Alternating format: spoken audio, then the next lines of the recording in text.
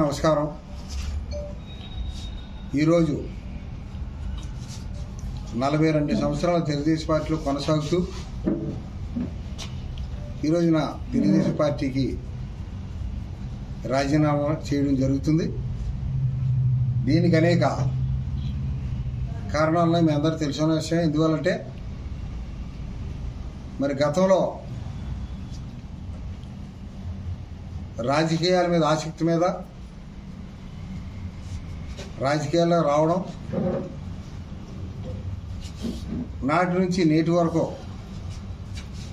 ప్రజాసేవలో కొనసాగడం, ఈ రోజున కొన్ని కారణాల వల్ల నాకు వచ్చినటువంటి అవకాశం తీసుకోవడమే కాకుండా తెలుగుదేశం పార్టీ నేషనల్ అధ్యక్షుడు చంద్రబాబు నాయుడు గారి దగ్గరికి వెళ్ళి నాకు పదవి కల్పిస్తానని హామీ ఇప్పించడం, తర్వాత మమ్మల్ని దూరం పెట్టాలనే దురుద్దేశంతో వాళ్ళ యొక్క ప్రయత్నం కొనసాగడం, రాజకీయాల్లో ఇప్పుడు కూడా 42 సంవత్సరాలు సర్వీస్ చేసినప్పటికీ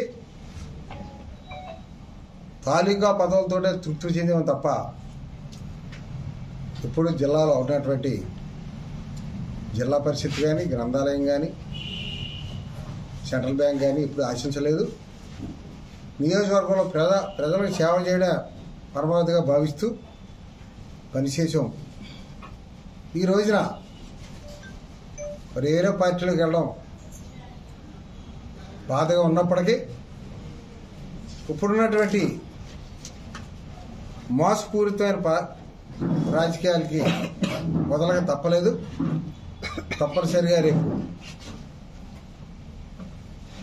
రాష్ట్ర వైఎస్ఆర్ పార్టీ అధ్యక్షులు జగన్మోహన్ రెడ్డి గారి అధ్యక్షతన